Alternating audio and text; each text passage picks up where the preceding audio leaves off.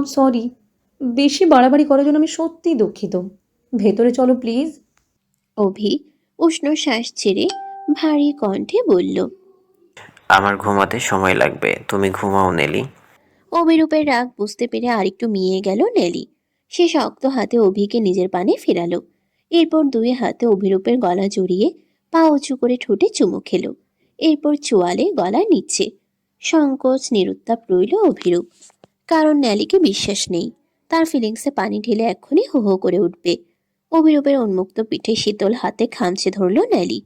উন্মাদনায় চোখ খিচে বুঝে নিল অভিরূপ। ধীরে ধীরে নিজের ভালোবাসা একটু একটু করে জাহির করলো নেলি। অভিরূপ শ্বাস ভারী গলায় হাঁপাতে হাঁপাতে শুধালো। আর হাসবে? না বোধক মাথা নাড়ালো নেলি। এরপর অভিরূপকে শক্ত করে জড়িয়ে ধরল। হ্যাচকা টানে নেলিকে পাজা গলে তুলে ঘরে ঢুকে দরজা আটকে দিল অভিরূপ। এরপর বাতি নিভিয়ে ফিসফিস করে নেলির কানে কানে বলে উঠল। ভালোবাসি নীলিজান, তোমার কাছে আমার পুরোটাকে সমর্পণ করলাম। তোমার যা করতে ইচ্ছে করে তুমি তাই করো আমায়। সুফিয়ান চৌধুরীর বাড়ির প্রধান দরজার সামনে দাঁড়িয়ে সমানে কলিং বেল টিপছে সারফরাজ। কিন্তু ভিতর থেকে কেউ দরজা খুলছে না। রূপকথাকে 50 বারের উপর ফোন করা হয়েছে, সেও ফোন তুলেনি। ধীরে ধীরে সারফরাজের ধৈর্যের বাঁধ ভাঙল। সে দরজায় লাথি বসাতে চাইল, কিন্তু ভদ্রতার খাতিরে পারল না। শেষমেশ বিরক্ত হয়ে সুফিয়ান চৌধুরী আর তার মেয়েকে পরে উচিত শিক্ষা দেবে ভেবে গাড়ি হাঁকিয়ে নিজের বাড়ি ছুটল। রাস্তা ফাঁকা থাকায় রমনা থেকে রামপুরা যেতে তার বেশি সময় লাগলো না। গ্যারেজে গাড়ি পার্ক করে হনহন করে বাড়ির ভেতরে ঢুকলো। টেনে হিঁচড়ে গায়ের স্যুট খুলে টাইয়ের নট ঢিলে করতে করতে নিজের রুমের দরজা সজোরে খুলল সারফরাজ। দরজা খুলতেই বিছানায় কম্বল জড়িয়ে চোখ মুখ ঢেকে কাউকে ঘুমন্ত অবস্থায় চোখে পড়ল। চোখে মুখে বিস্ময় ফুটিয়ে রুমের ভেতরে ঢুকলো সারফরাজ। এরপর বিছানায় বসে কম্বল সরাতেই ঘুমন্ত রূপকথার মায়াবী মুখটা নজরে এলো। রূপকথাকে দেখেই খুশিতে নাচতে ইচ্ছে হলো তার। শোষক নামক শ্বশুর নামক অসুর যে তার বউকে আটকে রাখতে পারেনি ভেবেই আনন্দে লাফাতে ইচ্ছে করলো তার। গায়ের পোশাক খুলে ছটপট ফ্রেশ হয়ে রূপকথার পাশে চুপটি করে শুলো সারফরাজ। এরপর রূপকথাকে নিজের বাহুডোরে এনে ঠোঁটে আলতো করে ভালোবাসার পরও শেখে শান্তির শ্বাস ছাড়ল। সারফরাজের বুকে মুখ লুকিয়ে সারফরাজকে শক্ত করে জড়িয়ে ধরে ঘুমো ঘুমো কণ্ঠে রূপকথা শুধালো। এত দেরি কেন করলে? রূপকথার মুখের উপর থেকে লেপ্টে থাকা চুল যত্নের সহিত সরাতে সরাতে সারফরাজ বলল। তোমার বাপের বাড়িতে গিয়ে কলিং বেল বাজাচ্ছিলাম। রূপকথা আমি তুলে বলল। তুমি ফোন তুলোনি কেন বউজান? সারফরাজ ফোন করেছে আর সে টের পায়নি ভেবেই রূপকথার ঘুম ছুটল। সে বড় বড় চোখ করে উঠে বিছানা হাতড়ে ফোন খুঁজল, কিন্তু বিছানায় ফোন নেই। ভ্রু কুচকে চিন্তিত ভঙ্গিতে বিছানা ছেড়ে নামলো রূপকথা। এরপর কাবারে রাখা ব্যাগখানা বের করে তাতে হাত ঢুকালো। ভেতরে সাইলেন্ট করা ফোন। রূপকথা ফোন বের করে সাইলেন্ট মোড সরিয়ে ব্যস্ত গলায় বলল। একদম মনে ছিল না। আর এটা সাইলেন্ট হয়েছে কিভাবে? ইস, অনেক অপেক্ষা করেছো তাই না? সরি রাজামশাই। বলেই সারফরাজের বুকে খুঁজল। রূপকথাকে কম্বল দিয়ে জড়িয়ে বুকে টেনে নিয়ে মাথায় বিলি কাটতে কাটতে সারফরাজ বলল। হুস, সরি বলে না। সব সরি আমি বলবো। তুমি শুধু খবরদারি করবে আমার উপর। আমাকে শাসন করার পুরো ক্ষমতা তোমার হাতে সঁপে দিয়েছি আমি। তোমার কাছে ফিরতে আমার বড্ড দেরি হয়ে গিয়েছে। আমাকে ছাড়া এই কনকনে ঠান্ডায় তোমার একা ঘুমোতে হয়েছে। দাও, শাস্তি দাও আমাকে। রূপকথা সারফরাজের নাকে নাক ঘষে বলে উঠল। আজ শাস্তি দেবার মুড নেই, শরীর ক্লান্ত। অন্যদিন দেব। সারফরাজ দুষ্টু হেসে ফট করে বলে উঠল। তবে কাল? রূপকথা সারফরাজের বুকে আলতো করে কয়েক ঘা লাগিয়ে বলে উঠল। শাস্তির নাম করে খালি ফায়দা লুটানা। ছুটাচ্ছি, দাঁড়াও।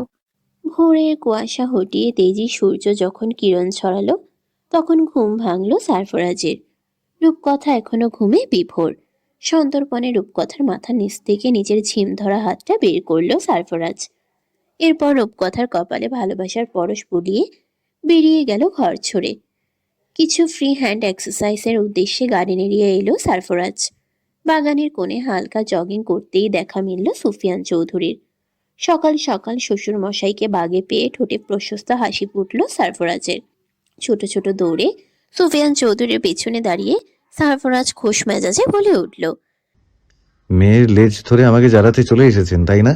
আকস্মিক সারফরাজের গলা পেয়ে পিছন ফিরলেন সুফিয়ান চৌধুরী। এরপর চোখ মুখ কুঁচকে বাজখাই গলায় বললেন, দিলে তো আমার সুন্দর সকালটা খারাপ করে।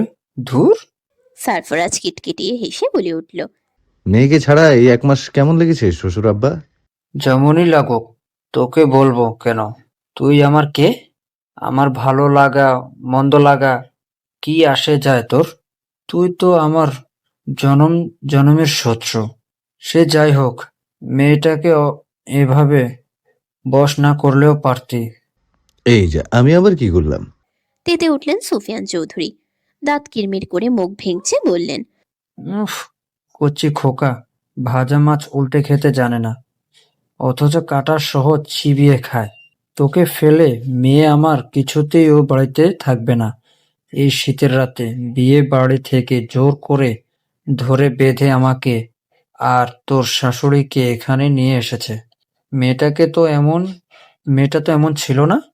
আমার মাথাটা পুরো খেয়ে নিয়েছিস তুই, হারামজাদা। বউয়ের একনিষ্ঠ ভক্ত ভেবেই সারফরাজের পেটে প্রজাপতি উড়ল। মোহনিতা শেষ করে সুফিয়ান চৌধুরী সিরিয়াস গলায় শুধালেন, ক্যালিফোর্নিয়া ফিরবি কবে? সামনে রূপকথার এক্সাম আছে। তুই এভাবে ওর কাছে থাকলে ওর পড়াশোনা হবে না। মেয়েটা পড়াশোনার সব চাঙ্গে তুলে বসে আছে। সারফরাজ লম্বা শ্বাস ফেলল। এরপর বলল, আগামী মাসেই চলে যাব, একেবারে লম্বা সময়ের জন্য। ফিরবো 6 মাস পর। বিজনেস সামলানো টাফ হয়ে যাচ্ছে এবার। সুফিয়ান চৌধুরী কিছুক্ষণ ইতস্তত করে বলে উঠল, 2 দিন পর তোদের ঘরে নতুন মেহমান আসবে। তাকে তোর এই কালো অধ্যায় দেখিয়ে বড় করবি। সারফরাজ তাৎক্ষণিক মাথা নেড়ে বলে উঠল, আমি কখনো কোনো নিরীহ, নিরপরাধ, অসহায়, নির্দোষ মানুষের প্রাণ নেইনি কমিশনার সাহেব। আমার সন্তান আমার কারো অধ্যায় নয়, আমার নীতিতে বড় হবে। যে ভালো করবে তার সামনে তালি বাজাবে, যে অন্যায় করবে তাকে জ্যান্ত পুঁতে দেবে। আর পিঠ পিছে যে বিশ্বাসঘাতকতা করবে তার জন্য একটাই শাস্তি, মৃত্যু। সুফিয়ান চৌধুরীর চোখ কপালে তুলে শুধালেন। আরেক সারফরাজ পয়দা করবি? সারফরাজ বাঁকা হেসে পুশআপ দিতে দিতে বলে উঠল, নিজের নাম উজ্জ্বল করতে হবে না? নানার মতো ভীতু হলে চলবে কি করে? আমি ভীতু? নয়তো কি? তুই কিন্তু আমাকে অপমান করছিস। এর শোধ ঠিক তুলবো আমি। চুপ কথাকে এয়ারপোর্টে বিদায় জানাতে এসেছে রুদ্র। এই 1 মাসে মেয়েটার সাথে তার বেশ সখ্যতা হয়েছে। প্রতি উইকেন্ডে কাজের ফাঁকে দুজনে মিলে ঘুরেছে পুরো মস্কো শহর। চুপ কথার সঙ্গে অ্যাটেন্ড করেছে তার এক্সিবিশনে। শুধু তাই নয়, চুপ কথার হয়ে জনসমক্ষে তুলে ধরেছে চুপ কথার পেন্টিংয়ের মর্মার্থ। রুদ্রের মনের বেশ খানিকটা জায়গা অগোচরে দখল করে নিয়েছে মেয়েটি। কিন্তু কঠিন হৃদয়ে রুদ্ররাজ তা কাউকে বুঝতে দেয়নি। মেয়েটাকে ঘিরে বুকের বাঁ পাশের পুরো জায়গাটা জুড়ে নানান জল্পনা কল্পনা আর ভালোবাসা মিশ্রিত সুখের আনাগোনা। সেগুলো রাত দিন ক্রমান্বয়ে রুদ্রকে জ্বালাতন করে। সেই জ্বালাতন মুখ বুঝে সয়ে নেয় রুদ্র। কবে না জানি এভাবে জ্বলতে জ্বলতে রুদ্রের নৃশংস মৃত্যু হয়। আচ্ছা, রুদ্রের আত্মার মৃত্যুর খবরটা কি কোনোদিনও জানতে পারবে এই মেয়েটা? কখনো কি সে রুদ্রকে খুঁজবে বা মনে রাখবে? কোনো এক বিষণ্ণ বিকেলে কিংবা শীতের ঘন কুয়াশা ভরা সকালে মনে পড়বে রুদ্রের করুণ চোখের আকুতি ভরা না বলা ভাষা? কখনো কি ইচ্ছে হবে রুদ্রের গলার স্বর শুনতে? আনমনে হেসে উঠল রুদ্র। মেয়েটা তো কানেই শুনে না, সে জানবে কি করে রুদ্রের গলার আওয়াজ কতটা হৃদয় কাঁপানো। রুদ্রের মনের আবল তাবল ভালোবাসা মিশ্রিত অনুভূতি শেষবারের মতন দাফন করল রুদ্র। অন্তর ক্ষতবিক্ষত হয়ে চুয়ে চুয়ে রক্ত গড়াচ্ছে মেয়েটির বিদায়ে, অথচ রুদ্রের ঠোঁটজোড়া সুন্দর ভুবন ভুলানো হাসি। চুপ কথা নিজের টিকিট পাসপোর্ট সব আরেকটু চেক করে ইমিগ্রেশনের দিকে পা বাড়ালো। রুদ্রের চোখ উপছে জল গড়াতে চাইল। মেয়েটা বিহনে একাকিত্ব আরো পারো তাকে গ্রাস করবে। মেয়েটা কেমন জানি রুদ্রের অভ্যাসে পরিণত হয়ে গিয়েছে, মানুষ অভ্যাসের দাস। রুদ্র কিভাবে চুপ কথা নামক অভ্যাস থেকে নিজের পরিত্রাণ করবে? রুদ্রকে আরেকবার বিদায় জানানোর জন্য পেছন ফিরল চুপ কথা। মাথায় প্রচন্ড ব্যথা হচ্ছে হঠাৎ। ব্যথাটা অনেক দিনের, মাইগ্রেনের হয়তো, নয়তো রাত জেগে বসে বসে পেন্ট করার জন্য। লম্বা বেড রেস্ট নিলে এমনি সেরে যায়, কিন্তু এবারে মাথা পূর্বের ব্যথাকে ছাপিয়ে মাথাটা কেমন ঘুরে ঘুরে চোখ জোড়া ঝাপসা করে দিচ্ছে। আশেপাশে সবকিছু ঘুরছে, অন্ধকার হয়ে উঠছে চারিধার। চুপ কথা আর সামনে এগুতে পারল না। পেছন দিকে হেলে শব্দ করে এয়ারপোর্টের মেঝেতে পড়ে গেল। মাথায় ভারী আঘাতের কারণেও অল্প মাথার পেছনের অংশ কেটে রক্ত বেরুলো। এয়ারপোর্ট স্টাফদের মুখ হা হয়ে চোয়াল ঝুলে গেল আকস্মিক এমন কাণ্ডে। এদিকে নিজের চোখের জল আড়াল করে শেষবারের ন্যায় চুপ কথাকে দেখতে পেছন ফিরল রুদ্র। অল্প দূরেই মানুষের জটলা দেখে তার কপাল কুঁচকে উঠল। সে জটলায় চুপ কথাকে খুঁজল, না মেয়েটা নেই। কি এক মন কামড়ে দৌড়ে ভিড়ের মাঝে এলো রুদ্র। ধাক্কা দিয়ে মানুষ সরিয়ে নিচে তাকাতেই তার মস্তিষ্ক টনটনে ব্যথায় ছেয়ে গেল। এয়ারপোর্ট পুলিশকে নিজের কার্ড শো করে চুপ কথাকে পাজা কোলে তুলে নিল রুদ্র। পুলিশ ইমার্জেন্সি অ্যাম্বুলেন্স কল করলেন। তাতে তুলে চুপ কথাকে নেওয়া হলো মস্কোর বড় প্রাইভেট হসপিটালে। ডক্টর নার্সদের ছোটাছুটি দেখে হতভম্ব হয়ে ওয়েটিং চেয়ারে বসে রইল রুদ্র। ঘটনা কি ঘটেছে কিছুই তার বোধগম্য হচ্ছে না। মেয়েটাকে এই কদিনে একবারও অসুস্থ দেখেনি সে। এমনকি তার কোনো বিশেষ রোগ আছে এই বিষয়েও রুদ্রকে কিছু জানায়নি চুপ কথা। তবে হলোটা কি? নেহাত এমনকি অজ্ঞান হওয়া নাকি বড় কিছু। ঘণ্টা পাঁচেক পর একজন ডক্টর দৌড়ে এসে উদ্ভ্রান্ত গলায় শোধালো, পেশেন্টের ফ্যামিলি মেম্বার কে আছেন? চুপ কথার ফ্যামিলি সম্পর্কে কথায় কথায় জেনেছে রুদ্র। মেয়েটার মা নেই, শুধু বাবা আছেন। ভদ্রলোক, নামজাদা বিজনেসম্যান। ক্যালিফোর্নিয়াতে তাদের বসবাস। স্ত্রী হারিয়ে ছন্নছাড়া জীবন লিড করেন। কিন্তু মেয়ের ভালোবাসার ব্যাপারে কোনো কমতি নেই তার। মেয়ের ইচ্ছেই তার মেয়ের ইচ্ছেই তার ইচ্ছে। মেয়ের স্বপ্ন পূরণে কোনো কমতি রাখেননি তিনি। মেয়েকে উঠতে দিয়েছেন মেয়ের ইচ্ছে মতো। ভদ্রলোক আপাতত বিজনেস ট্রিপে মালদ্বীপে আছেন। ফিরবেন আরো সপ্তাহ খানিক পরে। রুদ্র দৌড়ে ডাক্তারের কাছে গিয়ে বলল, আমি পেশেন্টের জ্ঞান ফিরেছে। ডক্টর শক্ত মুখে শুধালেন। জ্ঞান ফিরেনি। আপনি কি হন পেশেন্টের? এই প্রশ্নের জবাব দিতে কিছুটা ইতস্তত হলো রুদ্র। এরপর জড়তা মিশ্রিত গলায় বলল, ফ্রেন্ড। ডক্টর ঠোঁট গোল করে গাল ফুলিয়ে শ্বাস ছেড়ে বলে উঠলেন। তার মা বাবাকে লাগবে। রুদ্র চট করে উত্তর করল, তার মানে বাবা বিজনেস ট্রিপে আছে, আউট অফ নেটওয়ার্ক। আমি একজন স্পেশাল নিউরোলজিস্ট। আপনি কোনো ভনিতা না করে আমাকে নির্দ্বিধায় সব বলতে পারেন। ডক্টর হাতে থাকা দুটো রিপোর্ট রুদ্রের পানে এগিয়ে বলল, ইমার্জেন্সি কেসে টেস্টগুলো করিয়েছিলাম আমরা। বলতে পারেন সন্দেহ থেকেই। যেহেতু আপনি একজন নিউরো সার্জন, তাই রিপোর্ট বোঝানোর কোনো দরকার নেই আপনাকে। প্লিজ রিপোর্ট দুটো একটু খুলে দেখুন। রুদ্র ভার্ত কম্পিত চিন্তিত ভঙ্গিতে রিপোর্ট দুটো হাতে নিল। এরপর তাতে নজর বুলালো। রিপোর্ট দেখেই রুদ্রের মাথা ঘুরে গেল। সেই সাথে টকটকে লাল হলো চোখ জোড়া। রুদ্রের এই মুহূর্তে বাচ্চাদের মতো কাঁদতে ইচ্ছে করছে, কিন্তু বড্ড বেমানান লাগবে। ভারী হাহাকার মিশ্রিত শ্বাস ফেলে উক্ত ডক্টরকে উদ্দেশ্য করে রুদ্র বলে উঠল, টিউমারের গ্রেড লেভেল 1-এ আছে এখনও, আর তেমন বড়ও হয়নি। এটা অপসারণযোগ্য। এত ছোট টিউমারে ক্যান্সার হয়নি এখনও, যতটুকু আমার মন বলছে। যেহেতু টিউমার রক্তনালী স্পর্শ করেনি, সেহেতু লাইফ রিস্ক ফ্রি। আপনি প্লিজ আরও কিছু ডিটেলস বায়োপসি আর পেট স্ক্যানের টেক্সটগুলো করান। রুদ্রের কথার ধরনে উপস্থিত ডক্টর বুঝে গেলেন সামনে দাঁড়ানো সুদর্শন যুবক সাধারণ কোনো ডক্টর নয়। মাথা সম্পর্কে এবং চিকিৎসা সম্পর্কে তার জ্ঞানের বিস্তার ব্যাপক। তাই সময় ব্যয় না করে ডক্টর ভেতরে চলে গেলেন। ডক্টরের যাবার পানে তাকিয়ে তপ্ত শ্বাস ফেলে করিডোর জুড়ে পাইচারি করতে লাগলো রুদ্র। তার মন বলে উঠল, বিধাতা বোধহয় তোর কপালে শুধু হতাশা আর দুঃখই লিখে রেখেছে রে রুদ্ররাজ। নয়তো সবাই এত সুখী, তুই কেন এত দুঃখী? তোর সংস্পর্শে যে আসে সেই কেন হারিয়ে যেতে চায়? তোর সব বড্ড কুৎসিত আর ভয়ানক। বিছানায় আয়েশ করে পা ভাঁজ করে বসে ল্যাপটপে নিজের বিজনেস শেয়ার চেক করছে সারফরাজ। এখানে বসে বসে কাজ সামলাতে তাকে বড্ড হিমশিম খেতে হচ্ছে। খুব শীঘ্রই ক্যালিফোর্নিয়া ফিরে যাওয়া উচিত। এদিকে রূপকথাকে ছেড়ে বাথরুমও যেতে ইচ্ছে করে না।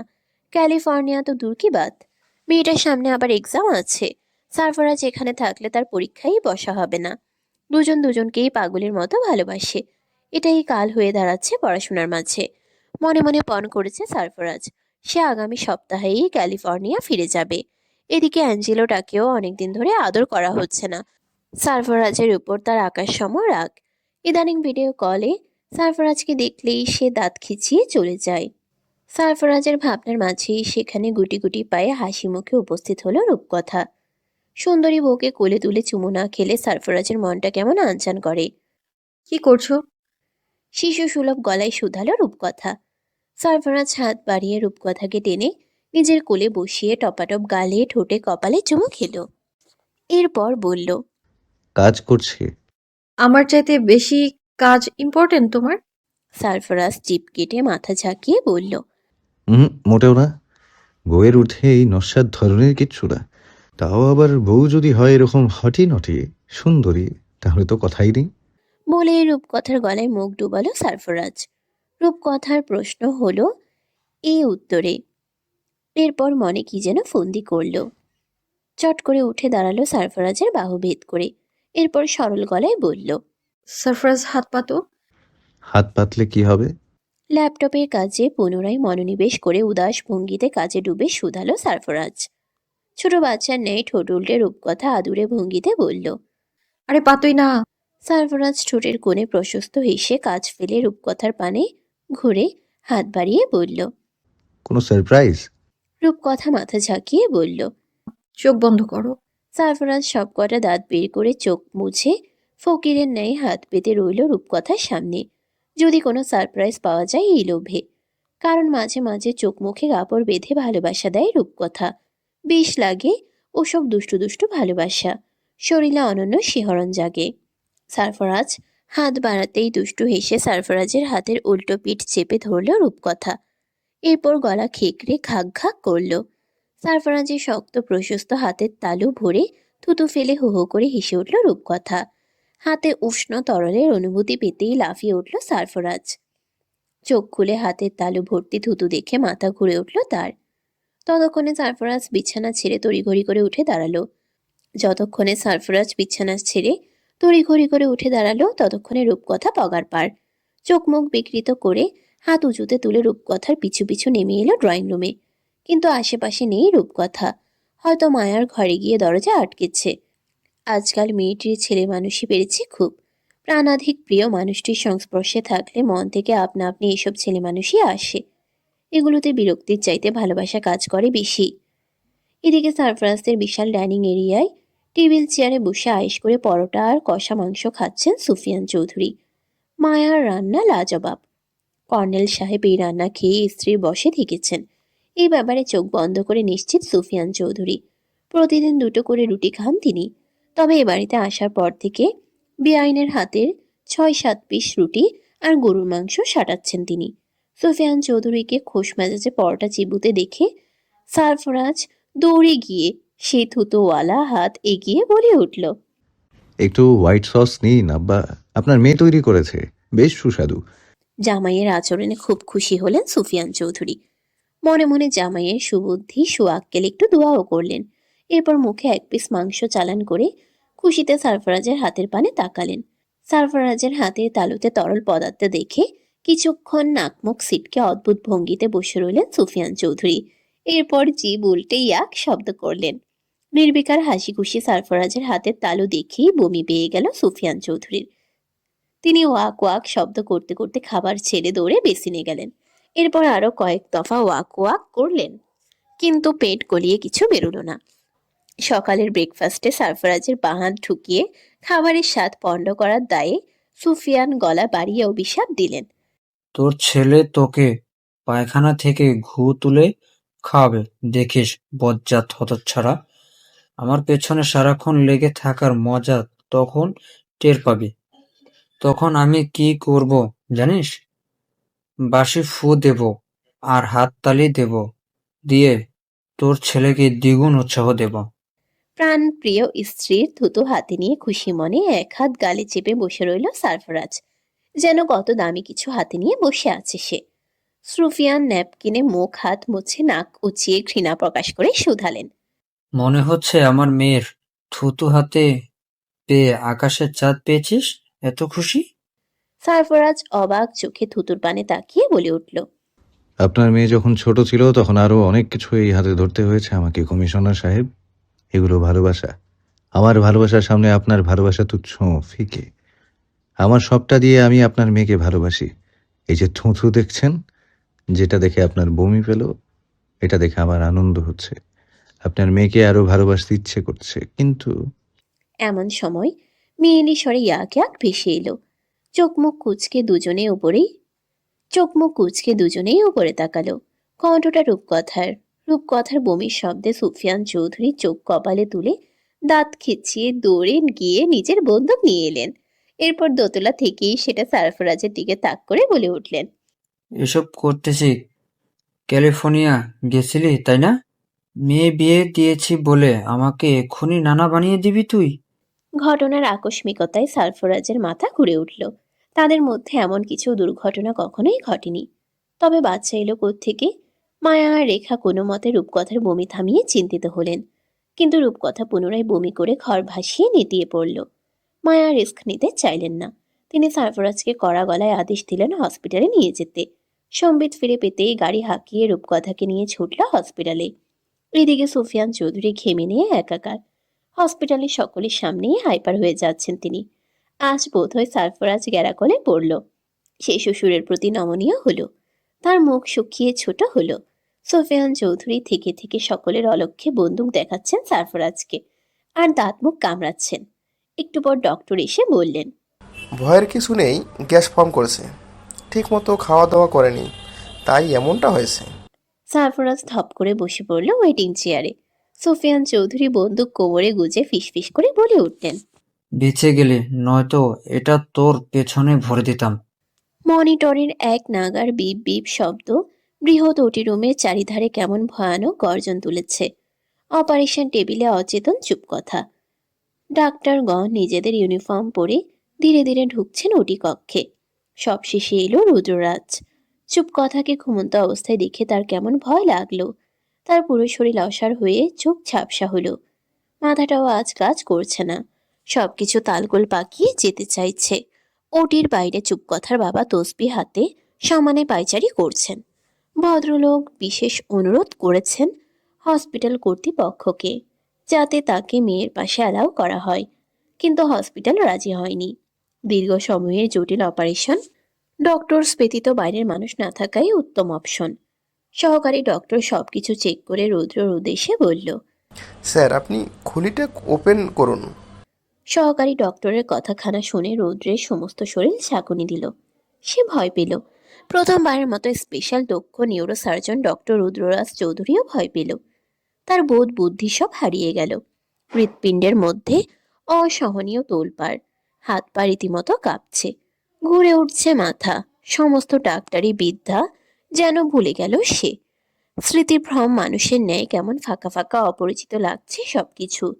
কিসের ভয় আজ কাবু করছে বিচক্ষণ দক্ষ শান্ত সকৌশলী এই তরুণ ডাক্তারকে। নিজেকে অল্প সামলে কম্পিত হাতে ধারালো স্ক্যালপেল তুলে নিল রুদ্র। প্রচুর ঠান্ডায় তার শরীর উত্তপ্ত গ্রীষ্মের দুপুরের তাপমাত্রার ন্যায় ঘেমে উঠছে। হাতে যেন শক্তি নেই। রুদ্র ফাঁকা ঢোক গিলল। এরপর স্ক্যালপেল অপর ডক্টরের হাতে এগিয়ে বলল, প্লিজ ডক্টর, আপনি করুন। আমি এখনও প্রিপেয়ার্ড না, আমার আরেকটু সময় লাগবে।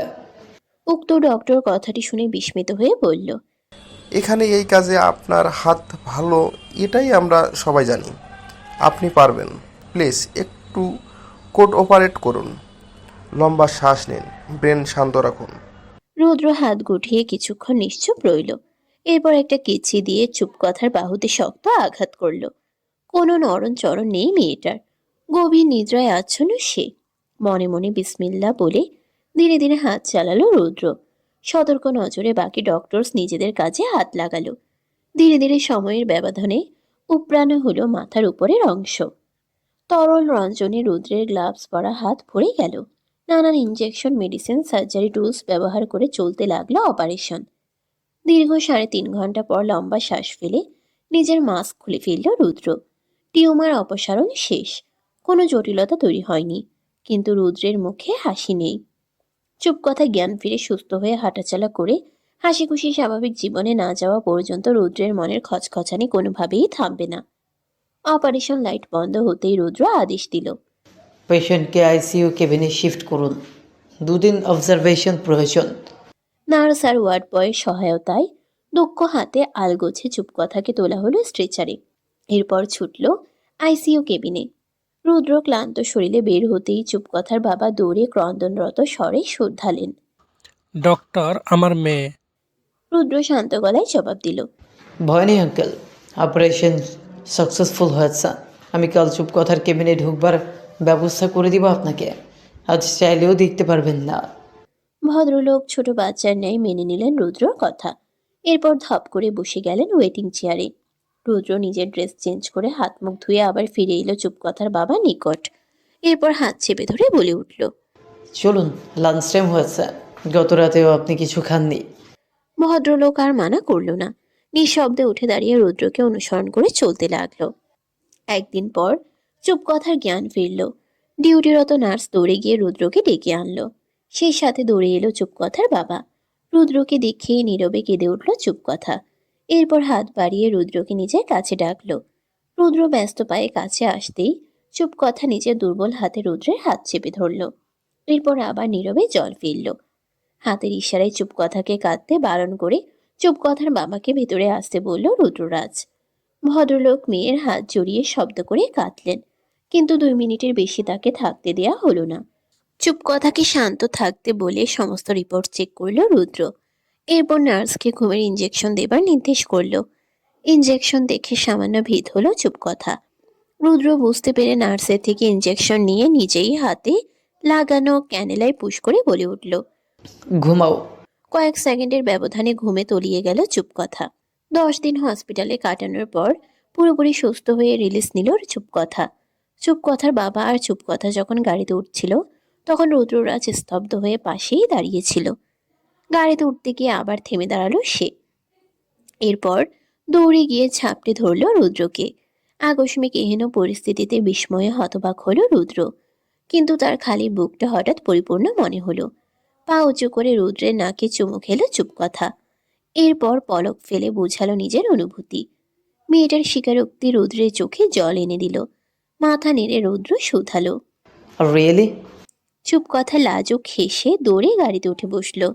চুপকথার বাবা দূর থেকে সব দেখলেন। গাড়ি ছাড়ার আগে মুহূর্তেই ভদ্রলোক গলা উঁচিয়ে বললেন, আগামী মাসে বাংলাদেশে এসো, একটা মাত্র মেয়ে আমার, ধুমধাম করে বিয়ে দিব। অনাকাঙ্ক্ষিতভাবে ন্যালি প্রেগনেন্ট হয়ে গেল। খবরখানা শোনা মাত্র আমজাদ হায়দারের মাথায় বাজ পড়ল। সেলিনা হতবাক রইলেন, কিন্তু আনন্দে নেচে উঠল অভিরূপ।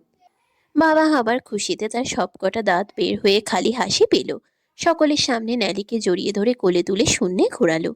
এরপর ন্যালির কপালে কপাল ঠেকিয়ে বলল, এত বড় সারপ্রাইজ দেওয়ার জন্য থ্যাঙ্কস বউ। এরপর ন্যালিকে ফেলে বাইরে বেরিয়ে এলো। গ্যারেজ থেকে বাইক বের করে ছুটল সারফরাজের বাড়ি। বাড়ির আঙ্গিনাতেই পাওয়া গেল তাকে। রূপকথার জন্য হাবিজাবি চকলেটস, চিপস, ফলমূল নিয়ে কোত্থেকে যেন বাসায় ফিরছে সে। অসময়ে অভিকে দেখে কপাল কুঁচকে জিজ্ঞেস করলো। কিরে শালা, এই সময় কি কাজ এই বাড়িতে তোর? অভিরূপ কলার ঝাঁকিয়ে দম্ভ ভরা গলায় বলল। ও ভাই, শেষমেশ তোকে টেক্কা দিয়ে ফেললাম। বাঁকা হেসে সারফরাজ শুধালো। কিসের টেক্কা শুনি? বাপ হতে চলেছে আমি, আর তুই আগেই ধেই ধেই করে বিয়ে করে কোন কুচটা করলি শুনি? অভিরূপ বাবা হচ্ছে শুনে সারফরাজের মাথায় আকাশ ভেঙে পড়ল। এরপর ভূত দেখার মতো চমকে শুধালো। এই ভর দুপুরে কি সব সস্তা মজা হচ্ছে? এসব বললে আমি বোকা হয়ে যাব? মোটেও নয়। ওসব বলে আমাকে চেতানো যাবে না। অভিরূপ কিটকিটিয়ে হেসে বলে উঠল। মজা ভেবে উড়াস না ভাই, আগেই বলেছিলাম তোর ম্যাশিং ঠিক নেই। অগেজ ম্যাশিং নিয়ে ঘুরলে মানুষের মূল্যবান কথা তোর কাছে সস্তায় মনে হবে। ওকে, এখন আর আমার হাতে সময় নেই, আসছি। মাইক ভাড়া করে সবাইকে জানাতে হবে, তুই বরং বউকে চকলেট চিপস খাওয়া। আমি তো 2 দিন পর বাচ্চার জন্য এসব কিনবো। কি কপাল! বলেই চোখ টিপে চলে গেল হাওয়ায় ব্যাগ ছুটিয়ে। অভিরূপের কথায় সারফরাজ হিংসায় জ্বলে পুড়ে মরল। এরপর হনহন করে বাড়ির ভেতরে ঢুকে রূপকথার হাতে চকলেট চিপসের ব্যাগ গুজে রাগ দেখিয়ে বলে উঠল। মানুষের বইয়ের বমি হলে বাচ্চা হয়, আর আমার বইয়ের হয় গ্যাস, বদহজম আর ডায়রিয়া। রূপকথা কপাল কোচকে রাগ দেখিয়ে শুধালো। এত বড় সাহস আমাকে নিয়ে এইসব বলা? তো কি করব, অভিরূপ বাপ হয়ে যাচ্ছে, আমার ইজ্জতের প্রশ্ন উঠে এসেছে। কলার নাড়িয়ে আমাকে জং ধরা মেশিন বলেছে সে। রূপকথা ঠোঁট উল্টে বলল। আহারে, নেলিটা ডক্টর হবে কি করে? দাঁত চিবিয়ে সারফরাজ বলল। আমার জন্য টেনশন না হয়ে নেলি কি করে ডক্টর হবে সেই নিয়ে চিন্তা হচ্ছে তোমার? কেমন বউ তুমি? এমন সময় সুফিয়ান চৌধুরী এসে বলে উঠলেন। কে বলেছে ও তোর বউ? 4 মাসে এমন কোনো জায়গা নেই যেখানে সাইনবোর্ড না মেরেছি। হাল চাষ করে জমি উর্বর পর্যন্ত করা শেষ, আর উনি এসে বলছে জমি পতিত। বিড়বিড় করে কি বলছিস? ওই বলছিলাম যে চাষ করার পরেও আর জমি আমার না। মুখ সামলে কথা বল। ভুল হয়ে গেছে আব্বা।